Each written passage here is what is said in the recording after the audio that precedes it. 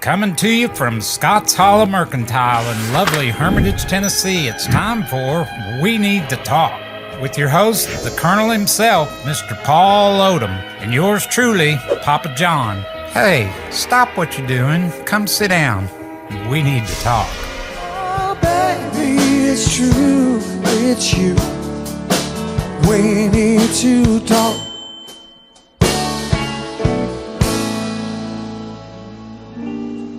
Good morning, Paul. Good morning to you. Doing all right? I'm doing very well. Staying out of trouble? Sometimes I get in a little trouble at home, but we get over it, you know. Well, people have been asking us, and it's been in the news a lot, the economy and where things are at with the economy and just some proactive ways we can figure out how to live outside the system or supplement living. You know, a lot of people are struggling financially, and a lot of people don't know how to do anything but go to work, or if they can't do it on a phone, they don't know how to do it. So wanted to talk today about silver, gold, trading and bartering services, gardening. And I want you to talk and tell the people and remind us, because, you know, we think, well, I can't do it. Our grandparents, our great-grandparents, our great-great-grandparents, they didn't have anything like we have. Electricity, cars, vehicles, and they made it for thousands and thousands of years. Now we've grown stupid and dependent on the system, but do you think we can learn to back up and learn those things again? Yeah, we can, but it's going to take a generation or two. We didn't get to be the greatest generation overnight. It took hundreds of years to hit the pinnacle of 1950. And it extended up into the 60s. But after the 60s, we've been on a little skid. Yeah, it's getting steeper. To me, you could go into any gas station around here, and it even says convenience store, so they've made this convenient. And I stood in the middle of the store and just did a 360, and everything in, I know there's some oil for your car and antifreeze and stuff, but 90% of the stuff in there is something you could ingest or drink, right? 98% of it, Paul, is garbage poison. Yeah. Artificial color, artificial flavor, That's chemicals. funny that you done that the other day, and I done the same thing. It made me sad. I said, how many chips and junk food is in this aisle? They had a whole aisle full. Went over next, they had drinks, and I had a whole rack of that. Then the next rack over there was beer, and the next rack over there was wine. Went on and on. A convenience store is making it convenient to pure kill yourself. junk. You know what I mean? And then up at the counter's a little basket this big with 4 rotten bananas and a couple apples in it, which are what the store should be full of. And a whole lot of candy bars. Yeah. In case you forgot something, hey, you need a candy bar. Yeah, and we're laughing, but it really was sad to me, and I'm not. But I also looked at the people in there, and 90% of them were very overweight, were moving slow, were hobbling, and I think, you know, we've got these beautiful cars on our show here that we've had, and people, I heard, I think it was my dad even said one time, people, because he'd gotten into health and nutrition later in life, he said people take better care of their cars than they do themselves. And I said, what are you talking? He said, you're not going to see anybody with that car out there pouring Mountain Dew in the gas thing, pouring energy drinks into the oil thing. You're putting very specific fuel in. This is not a trash compactor, but we treat it like a trash compactor and think and then wonder why we're sick and having to go to the hospital and having to be on medication. Well, look at all the junk and chemicals and poison you're subjecting your body to and putting in your body. It's going to catch up with, it is catching up with us. It's not sustainable. You all growing up, that's where I wanted to get back to. Y'all grew everything pretty much, didn't you? Well, let me back up just a little bit. 1929, had to crash. My dad was up in Dayton, Ohio. Got laid off from General Motors. Then he went into paper hanging. That went away. Went into making home brew, and that, my mother put a stop to that. Said, we're going back to Jackson County. And we went back to Jackson County, had a 1925 Buick, throwed a mattress on the back, and had 5 kids. 1 baby and... They didn't make any of you ride up on the mattress like the Beverly Hillbillies grandma up there. See, I wasn't even around yet. I was several years later. Anyways, they stopped in Kentucky. Back then, there wasn't no motels or nothing, this farmer said, "What do y'all want?" And then my dad said, "Well, we need a place to stay and we need something to eat." He said, "Well, come in." Huh. You know, back in that day, people would accommodate you, you know. Anyway, got back to Jackson County, started gardening, and his father gave him a couple of mules, gave him some chickens, gave him 2 or 3 pigs, and they made it just fine through the Depression, you know. But And 'cause that they extended- were growing food. 'Cause That they were- actually extended on during my lifetime. In the 40s, it wasn't much better. But we had a farm. We could grow everything we needed just about. What did you all do for water? Did you have a well, a stream, a We creek, had a spring? we had 39-acre farm, and there was a little valley down through there, and water was underground 20 feet, and there was 2 sinkholes on our property, and we had a bucket where you could draw water. And all it was a hole in the ground, went about 20 foot deep, and we'd drop on a rope a bucket down in there and and every day we had to have fresh water to drink. I mean, it took a whole lot of water in the summertime, and that's all the water we had. But you got by. And my dad would say, "Herbert, go get us a fresh bucket of water."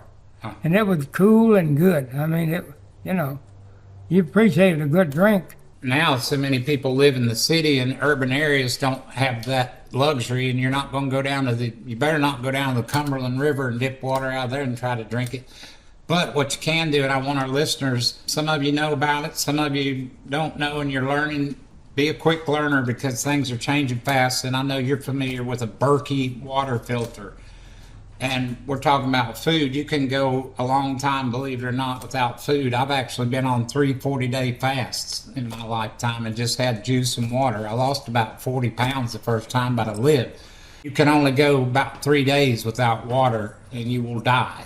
To me, start number one, if you're watching our program today and you're thinking, man, I got to do something, especially if you live in the city and not out in the country where there's not a spring or a creek, get a Berkey water filter or some comparable brand, and that's Berkey is kind of the Cadillac, and it's just a metal standing thing with highly effective filters in it, and you can pour rainwater in it, pond water, river water, and it will 99.9 get out the chemicals, the bacteria, all the mess where you can drink it, cook with it, and until your power goes out or the city water gets shut off, how much you can go flush the toilet. Oh, I can't. Gonna cook dinner, I need to boil some potatoes, but I can't. There's no water in the sink. I'm all dirty from working today. I need to take a shower. Oh, I can't. I'm thirsty. I need some. Oh, I can't. The dog needs water in his bowl. Oh, there's not any. So number one, think about what do you say about that? That people should be figuring out alternate ways to get water, not just depending on the city water's always going to be there. Well, I built a little cabin this last winter, but there was a big old lake and stream up above the cabin that I built. So we run a water line a quarter of a mile, and we're siphoning water all the way down the cabin. We're going to be filtering it. And you can put ultraviolet light. Yep. All the water that passes through that light can see, it'll kill any bacteria in there. But then you have to have either solar or electric to run that ultraviolet light system. And I'm going to get a solar water pump to pump it up to have pressure. It ain't got enough pressure, but I'm still working on that. I want to hear from you too. You said something to me the other day off camera about turmeric, and I want to just talk a minute. And I've got some supplements that I take every day. Do you take turmeric? This morning I usually drink a cup of hot water, and in the hot water I put some honey, and I put some blackstrap molasses in it, put a little cinnamon in it, put cloves in it, cayenne pepper. You know what I mean? Yeah. But it's a drink that would keep you very healthy.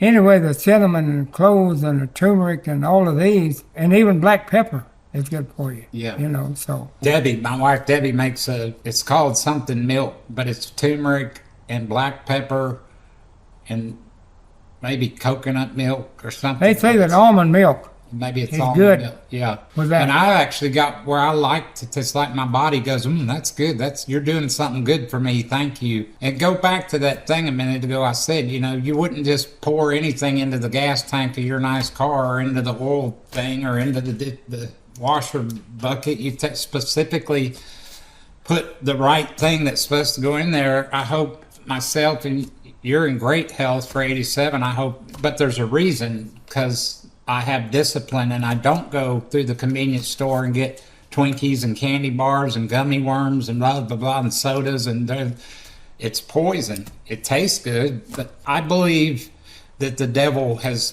played a great trick on the entire earthly population. It's like Pleasure Island and Pinocchio. You know, what tastes good, well, it's a trap. That's how you catch a animal. You put a piece of steak in a trap for a fox or whatever, and he goes, ooh, steak, wham, he's gone. And the enemy comes to steal, kill, and destroy. So if he can destroy our food, destroy our marriages, destroy our air, destroy our water, destroy truth, destroy beauty, and we fall for it. That's the thing, we're falling for it. The stores are full of people buying that junk and putting it in their mouth and ingesting it and drinking it, and then wondering why they're sick or fat or depressed. Yeah. You know, when I was driving over here, there's a guy, he's some doctor, got a little program every Sunday afternoon at 2 o'clock. He was saying a while ago that we were the most unhealthy people in the world. Yes, I believe You think? the greatest nation And if you on go earth. back 60 or 70 years, we were the healthiest people in the world. Think of, and again, I'm not naming a person, and if you're overweight or unhealthy, I'm not making fun of you. I feel for you, and I do believe that you can get better and better yourself. I know you can, and I hope you don't feel shame coming from me, but conviction. Imagine what Adam and Eve looked like and what kind of specimens they were when God made the perfect man and the perfect woman. And then now let's you and me go walk through Walmart over here and look at the men and women walking around in there that are, it must be. Well, it started with my wife. She's got a sister-in-law out in California. And back in 1970 about, we were out there and this lady, her niece, or I guess it was. Anyway, she was a little bit on the big side, and she said, you know, they got big gulps on sale for 19 cents.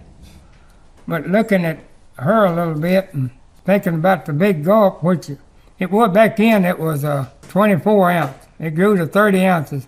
Now you get one for 45 ounces, you know. And that ain't enough, is it? No. Back when I was growing up, you had a 25-cent hamburger that big with an onion and a tomato on it. And today, they said, well, we need a piece of cheese on it. That wasn't enough. Now we need a Whopper. We need a bigger hamburger, you know. Finally, they're stacking it up, and your mouth is only this big, and your hamburger's that big, you know. I wanted to think too of my dad. He turned his life around. He was an alcoholic and drank himself to death's door at 60, and in the hospital dying of bleeding ulcers, turned his life over, and God let him live 30 more years. He lived to be 90, and he, in his 60s and 70s, studied health and nutrition and really got he told God in the hospital, he told me later, if you'll let me live, I'll dedicate my life to spiritual, physical health. And he did. I like that. But he'd say to me, he said, son, you ever seen a fat bird? And now you might find one around the city park, a fat, sick bird that's eating man food. But if you go out in nature, he said, son, you'll see a whole flock of birds take off. There might be 30, 40, 100 of them. You ever seen any of them struggling to get up and falling back down out of the air or trying to keep up? He said, why is that, son? And I knew, but he said they eat what they were created to eat. They eat seeds and bugs and worms. They eat what God created them to eat. You know, and God said that the leaves of the trees were for the healing of the nations, and was giving us all kinds of fruit and vegetables and beautiful things, and we're over here eating donuts and gummy worms. Yeah. Well, we grew up eating hickory nuts and walnuts and wild plums and blackberries, and, you know, there was an endless supply of fruit. Yeah. And people back then had apple orchards, and I still remember going over to this guy's. My brother said, let's go over Sunday afternoon and get some apples off of Mr. Smotherman's place. He said, I'll shoot up. He was actually stealing them. Like y'all did with that watermelon you told us about. Anyway, Herbert, you know, he wanted you to do the dirty work, and he'd look out, you know, and He said, if I hear anybody coming, said I'll shoot up in the air, you know. But anyway, back in that day, a lot of people grew. They had an orchard, you know what I mean? Yeah. Had cherries, apples, pears, peaches, and even the bugs didn't even bother them back then. We had everything you just said. And we had a persimmon tree too. My mother'd make a persimmon pie out of that. And blueberries and grapes. And then a big produce garden. You can dry apples, you know. You don't have to can, but that's another thing, and I don't think we've got time today to get into it, but I hope you get into it at home, because while you can get on YouTube and learn anything about canning. Do you can? Does Joanne can? Yeah, Joanne, we used to, see, I grew up, my mother, she canned all the food we had, and in the wintertime, you had to have, so either some dried food, you know, she'd make sauerkraut and canned corn, canned beans, you know, just And any number of meat, things. did she can chicken or beef or pork? No, we dried. Debbie was talking to me on the phone a while ago. I told her I'm coming back in to do another show with Paul. What do you talk about? She said, talk about canning meat. She's taken him, she bought a huge roast. I think it cost $80. I don't even, it must have weighed 40 pounds or something. But she took it and cooked it in the, you know, seasoned it and everything, cooked it in the big pot, and then canned it. And it's got 52 jars of canned seasoned You beef. can can it and what, And where she's going is she's getting a year's supply of meals. And she said, and we can have a jar of meat a week. I'm going to can 52 cans of chicken, and she's canning butter. And it's canned butter, and we've got butter now that she canned 6 years ago. And it looks as this yellow and bright and clean as it did 6 years ago. And then, so that's 52 weeks. So we can have, if she does end up canning the chicken, we can have chicken or beef once a week with rice and beans, and that'll go along, make a big pot of soup. There's a lot of things you can do ahead of time if you think about it, and it's easy to learn. It's easy right now to get the equipment. You can go to Walmart and get canning equipment and canning jars if they're not sold out, or order it, you know, while you can. My brother married a Mormon lady from out in Utah. They keep a year's supply. A year's supply. Of food. After it gets 10, 15, 20 years old, they get a new supply. But a vacuum sealed can or jar keep indefinitely. Yeah. And he give me that dried fruit, and you put it in your mouth, it's just like eating a fresh peach. I put some peaches up like that one time. I still got some. And they just as good today as they were 10, 15, 20 years ago. That's amazing. And we were out there one year, and a guy had a truckload of pinto beans in gallon cans. And Dry or wet? Dried. Dry. Vacuum sealed. And I said, what are you doing with them beans? He said, well, these are outdated, and said, I'm getting a fresh supply. I got these beans, I don't want them. I said, well, would you give me some? He said, take all you want. Huh. And I got several cans of pinto beans, and they still just as good. I'm going to open a can this check year. on it, to check. Look here, I'm going to eat some, and I'm going to plant some. They found some kind of wheat in the tombs of the Yeah. pharaohs I'd like to get a hold in of it Egypt when and you. planted it thousands of years later, and it grew, and they're reintroduced a variety of grain that's been out of the food source for 6,000 years or something. It's amazing the way God designed that. You know, if it's kept in a cool, dry place. I buried, you can bury it underground too. That come out of a cave you was talking about. But I built a mailbox in 2000 when I retired. And then the mailbox is a round mailbox about that big around. And I had a big void in the bottom of it. And I said, well, I ought to put something in here somebody can get 50 years from now, huh? So I put some corn in there, and I put a can or two of this old bottle and different things. But I Time didn't, capsule. it's and a time capsule. gift. But that wasn't the best place to put it, in a bottom of a rock mailbox, you know what I mean? Don't But tell it- anybody your address. We'll have listeners sneaking up there trying to break into that. Yeah. I wanted to tell a funny story. We've got about 10 minutes left. I wanted to tell a couple funny stories, and maybe mine will, and it has to do with food. You're talking about apples a minute ago. When I was growing up, there were 4 old apple trees. We ended up planting a whole orchard of newer trees. You know, these, at that time when I was 4, 5, 6 years old, those trees had to be 25 years old or something. It's some big variety, you know. that big around. Also down in the field was a 53 Chevy car that my mom had driven for years, and this was 69 or something like that, but it had broken down so much, and my dad had driven it off down the field down there on the side of our property, and stuff grown up around it. Well, my brothers and I would go both to the apple trees and the car. I'm gonna bring this story together. We'd go play in that old Chevy and get in it, and we'd driving and dreaming we were driving through the mountains and driving to the beach, and that was one of our favorite. We had rounds that we'd go, let's go to the car, let's go down the creek, let's go climb the apple trees, we had these rounds. So one of our favorite things was that old car. And then one day me and my brother Tim had made our rounds, and we was back to the apple trees, and they had apples. They were turning red but weren't fully ripe, and me and him were up there trying to eat some of them and just climbing these apple trees to climb. And this tow truck comes down the road in front of us, our little gravel driveway. Like, what's he doing? And he goes off down the field and hooks our old Chevy car up and turns around. I can see my dad down there talking to him and making some kind of deal with him. Dad sold it turns out. And we couldn't believe it. It's coming back up the road with stuff dripping out of it and vines dragging behind it. And my brother and I were practically in tears because that's our toy. That's our car. Goodness. Tim, he said, quick, get all the apples you can get. Pull your shirt up, fill it up. We filled our shirts up, and when that truck come by, we pelted that truck driver with apples, as many as we could hit.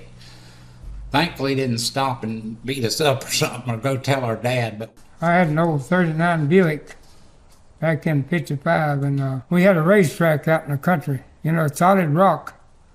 And we'd race each other around that little old track, One of the brakes didn't work. Somebody had took and bent over where it goes in the rear wheel. He'd bent over it and hammered it too.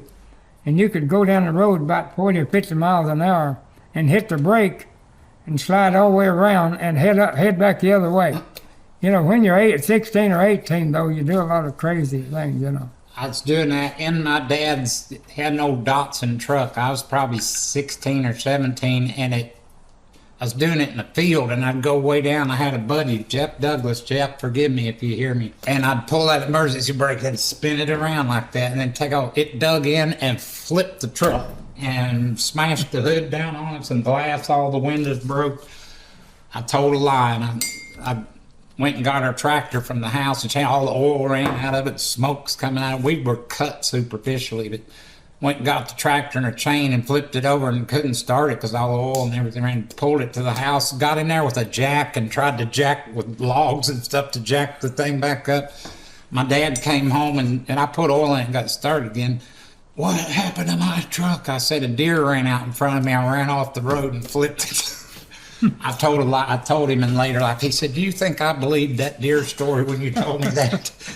Back then, I had to hoe more beans for the next week. That was something else too. We all worked 365 days a year. You had to work, even Sunday. You come home from church, you get up before church and go feed the hogs and the chickens and do whatever, and come home in the split wood, carry water, can, plant beans, hoe beans, pick beans. You never could get caught up, could you? No, but we never did get. My dad, back in I was in high school, come in one day in September at about 4 o'clock or so, and we didn't want to do nothing. We had to get wood in, but that was about it. He said, it don't get dark till 8 o'clock, so y'all got 4 hours.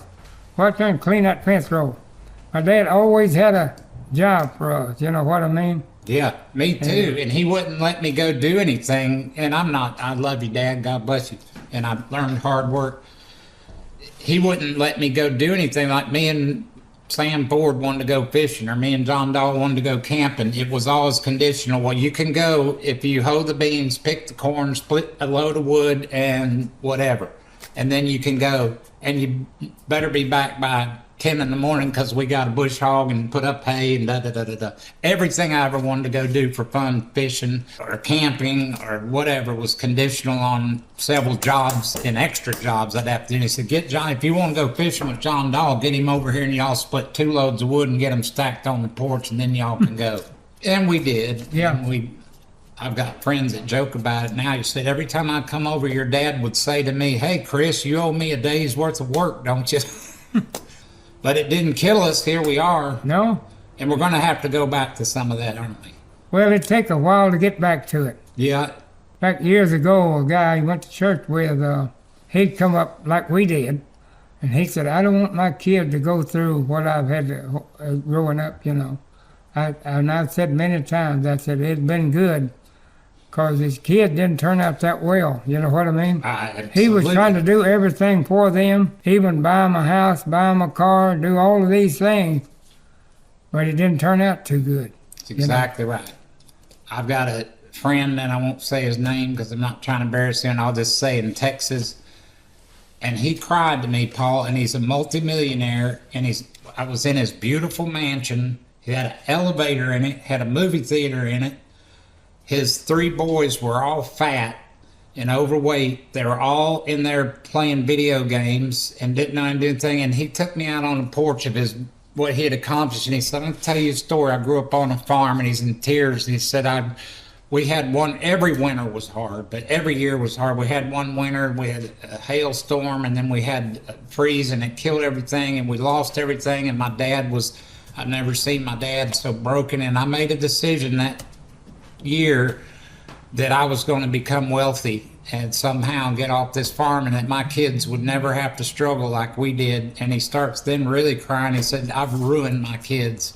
They have no work ethic. They have a complete sense of entitlement. They don't know how to do anything. They couldn't find a way out of a wet paper bag. They're in there in the other room playing video games, eating Dorito chips and drinking sun drops. I made a mistake. Biggest mistake that the last generation or two has done, you know. Yeah, well, we were made to work. Our bodies were made to work and not even the Apostle Paul, he said, I work with my hands. Whatever your hand find to do it with might. Do it with vigor. Don't just go through like, oh yeah, I got to, you know. You go at it with that attitude, then you're not going to enjoy. Work is not work if you enjoy doing it. You know, right. I told you on one episode, I think recently, where Debbie and I'll go get our feet in the dirt in the garden and take our shoes off. I like planting stuff and watching it grow and working with it. We're going to have to wrap up here. I'll just encourage anything else you want to say, Paul, to get gold, get silver, get bullets, get beans, get something alternative. And you can't eat gold and silver. I mean, gold and silver is good, but I think there could come a time, and is coming and has been before in this country, where the Bible even says they'll cast their gold and silver in the streets. You can't eat it. You can trade. In other words, if you have chickens and somebody is a dentist, he might trade you a chicken for fixing your tooth. Or if you have eggs and this person's got jelly, he'll trade you. Goods and services are going to become number one, in my opinion. If you've got goods and you know how you're a doctor or a dentist or a repairman or something that you can trade and barter. You made it. Your family did. My family did. We traded and bartered and grew and fixed and canned everything as kids, pretty much. This has been good. We've not gotten through enough. We probably should do another episode. Please write to us and tell us or ask us some questions for one of the next episodes when we talk about this. And again, nothing I've said today is to shame any of our audience or make you feel bad. I hope you feel convicted, because you're worth taking care of yourself, and your family needs you, and that you'll start in any way today. Don't wait till tomorrow. Start today doing research. If you live in the city, tear up your flower garden and plant some peppers and tomatoes, and you can do something. Get a Berkey water filter. Look into that. We love you. We care about you. We're thankful. Paul and I are very grateful that you take your time out of your week to sit and listen to what we have to say and share. And if you can, come down and see us. We'll have a moon. We shouldn't have a moon pie. Dried apples and a glass of cool spring water. We got to watch that convenience store we're heading. All right, we love you. God bless you. See you next week. You've been watching We Need to Talk, filmed live at Scotts Hollow Mercantile in Hermitage, Tennessee, with your host, Paul Odom, and yours truly, Papa John. Join us again next week, and we'll get after it again. Yep, we need to talk. Daddy